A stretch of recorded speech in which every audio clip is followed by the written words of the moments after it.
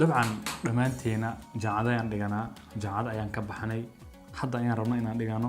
waxaan helaynaa cadeymo taasoo lagu magacaabo shahaado ama certificate maanta waxaan ka hadlaynaa maxay ka nooga dhigan tahay shahaadada jaamacadda.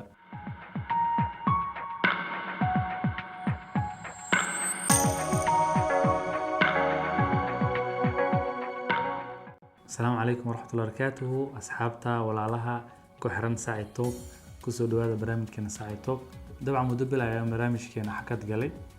سواء مشاغل أنيجا يهستي أوجس لكن إن شاء الله برامج كنا دبي أنا بلعبنا وحنسي ودينا برنامج كان كلا فائدة سجرني أن دنو ذاك جري أركتيري أفكارته يعني مسلية هاي أصحابتا لو ذاك مركز سيجود هنا سؤال سويدين تاع مضن أن ربنا تعريفنا حيتهاي maxay tahay shahaado jaamacadeed hadba anagoo fiirinayna taariifka ama qeexitaanka oo Wikipedia oo ka bixiyay waxa loo yaqaan shahaado jaamacadeed waxa waaye warqad ama dokumenti cadeynaya in ardaygan uu dhameeyay ama gabagabeeyay heer kamid ah heerarka jaamacadda uu ka baxay imtixaanka asagoo aan waxba lagu lahayn ama maadana ku dhicin ee uu ku guuleystay shahaadada jaamacadeed kuma xiran laba arrimood aqoon iyo tayo waxaan ula jeedaa qof walba shahaado jaamacad sita kama dhigna inuu aqoon badan u leeyahay sidoo kale kama dhigna inuu tayadiisa aqooneed ama quality ama xirfadiisa ay aad u sareyso kaliya waxay tilmaamaysaa sida aan taariifka hore ku soo sheegnay ama qeexitaanka inay ka turjumayso in ardaygan uu dhameeyay marxalad kamid ah maraaxilda jaamacadeed si oo nadiif ah oo ku guuleystay aan wax maadana ku dhicin oo kaliin yahay intaas laga wada su'aasha qof walba hadda isweydiinaya Soomaaliya waxay tahay dhamaanteena waxaan raadinaynaa ama aan rabnaa ama aan haysanaa shahaadooyin anagoo shahaadooyinkaas wada haysano ama aan raadinaynaa qof walba xitaa ku haminayo laakiin waxa ku geedaaman cilado badan ee ku geedaaman qof walba uu og yahay waayo qiimaha iyo macnaha shahaadada ay ka fadhiiso waa mid aad u liidata dalkeena hadii loo fiiriyo sababaha keenayna waxa kamid ah aan ka sheegi karaa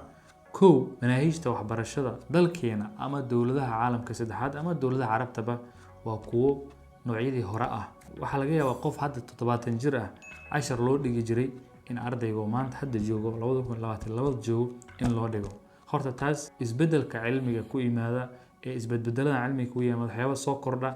بدنا لو ما أبديت جري ونوعيدي هراء منهج هراء أي لو ديجا مد لوات waxay tahay waxbarashadeena jaamacadeed waxay ku dhisan tahay qaab talqiin ama qaab la soo meerinayo maxaa waaye waxay tahay in badan culayska badan la saaro in duruustii la dhigay la soo xifdiyo imtixaankan warqadaha lagu qoro waxaana halkaas ka maqan wixii la dhihi jiray practicada ama applicationka ayaa meesha ka maqan waxa laga yaabaa dadka ugu roon ee fursadaas hela markii jaamacad la joogo waa dadka dhigto caafimaadka ayaa ugu badan intooda ugu badan ayaa fursad helo waxaan soo labeeyo dadka engineering ka dhigto gaar ahaan waliba kuwa civil engineering ama kuwa electrical engineering inkastoo wali baahidii inteeda badan aan la daboolin ee dhanka practicalka sidoo kale cilada kale ee saameyn ku leh inay tayadeeda yaraato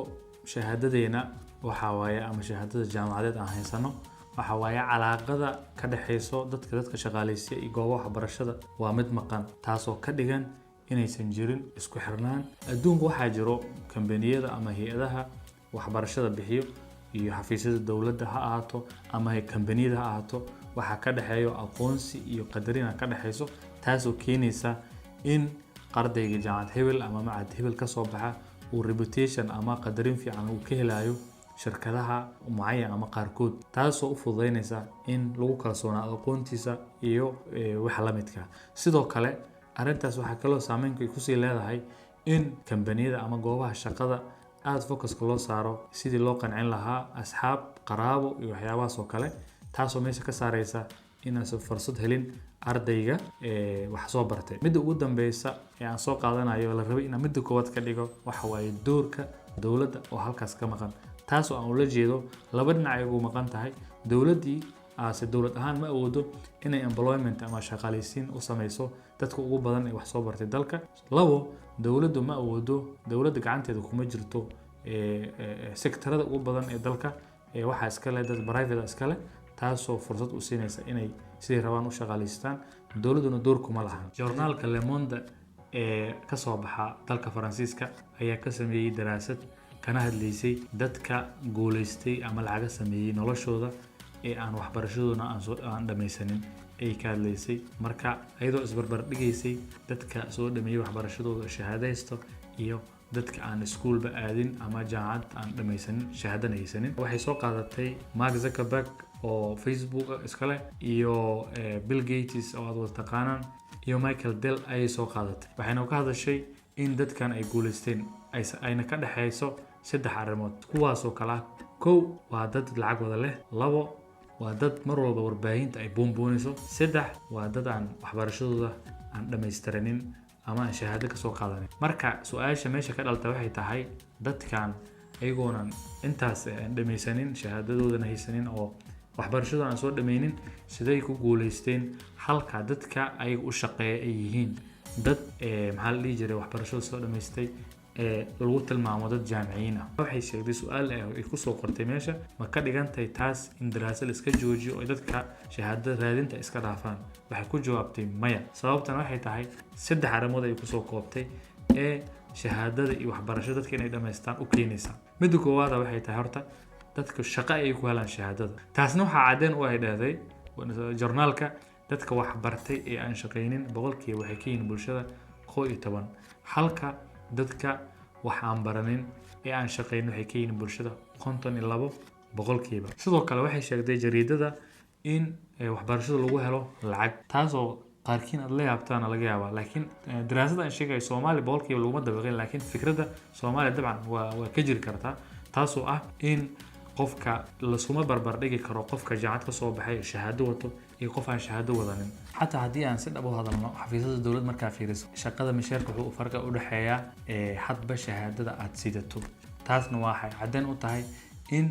ay isbedel ku keenayso dakhligaaga qiimihiisa. shaqo la'aantu waa sheeko kale laakiin qofka inuu shahaado sito meel laga shaqaaleysiyo iyo inuusan shahaado sidanin isku mid ma ahan, lacagtooduna isku mid ma ahan. midda saddexaad ee u dambeysay ee journalka ay sheegtay waxaa ka mid ah in qanacsanaan iyo aqbalaad bulsho ay ku jirto shahaadada. sidee hadda tusaale marka Soomaali ka hadalno shaqo qofku uusan haynin laakiin hebel jaamici waaye jaamacadu ka soo baxay shahaado wata markii la gaaro soo kama duwana qofka inuusan shahaado jaamacad sidanin waa ka duwan tahay. tusaale sidoo kale Sooma aragtay dad badan oo wax baranin lacag leh hantiiliyaal leh qani noqday laakiin markay muddo joogaan ay isdhahayaan inay u baahan yihiin in shahaadadii jaamacad raadiyaan waxbarashadii ugu laabtaan si ay u helaan aqbalaad bulsho halka ay lacagna haystaan waxba ay qabaan ay farxadda la sheegayeen ay haystaan laakiin wali ay sii dareemayaan inay wax ka maqan yihiin. waxaa laga yaabaa Soomaaliya marka la joogo in duruufta shaqada xashada iyo dawlad la'aanta Soomaaliya in muddada dheer ay la soo jiitamaysay culeysadaas jiraan inay saameyn ku yeeshaan ardayga ama qofka wax bartay laakiin saas ay tahayna maalin walba mar walba shahaadada lagama maarmo muhiim ayna tahay. tusaale waxaa kaaga filan oo aad ku muhiim u ah ka soo qaad adoo xirfad leh experience samaystay dad garab haysto waxaa lagu weydiinayaa hadhow systemka shaqaaleysiinta markaa gasho waxaa lagu weydiinayaa qofkan heer jaamacadeed ilaa baaj ma soo dhigtay adoo ogow imtixaanka ku guuleystay ama lagu wato ama wax walba adoo haysto waxaa lagu weydiinayaa qofkan shahaado jaamacadeed ma wataa. hadhow qofkaas haddii loo dhaho qofkan shahaado jaamacadeed ma wato kadib waxaad dareemaysaa fursadaadii inay yaraanayso ama culays ku yimaado ama la raadiyo qof badiil bedelkaaga si walba wax u taqaano ama experience u leedahay. marka doorka shahaadada wali waa mid jira waana loo baahan yahay. ardaygan wuxuu u baahan yahay aqoontiis inuu korarsado jaamacadda dhameeyo la xeerka intuu wado waxbarasho u wadi karo wado oo shahaadadiisa raadsado ee kaliya duruufta iyo xaaladda hadda jirta kaliya wax lagu dabiqin. sidoo kale shahaadadaad waxyaabo caawin karo oo macno u yeeli karo ee la sameyn karo waxaa ka mid ah horta kow inaad ka faa'iideyso dabcan dhammaanteed internetka wadaysana inaan internetka iska diiwaangelino koorsooyin xirfadaheena ama waxyaabo aan jecelnahay ama majaalkeena waxbarashada kaabay inaan raadino aan iska diiwaangelino sidoo kale aan dhigano muddo kooban waaye waana dhammayn karnaa waxaana ka heli karnaa shahaadadaas iyo shahaadada originalka ee jaamacadda ka dhamaysa hadii la isku daro waxay keenaysaa waxyaabo fursado badan ay ku abuuraysaa. sidoo kale focuska marka shahaadada laga soo tago in aan la ilaabin doorka ama qaybta ay leedahay waxbarashada shakhsigaaga aad wax isbaraysid sababtoo ah waa mid aad u fiican waana mid ka turjumaysa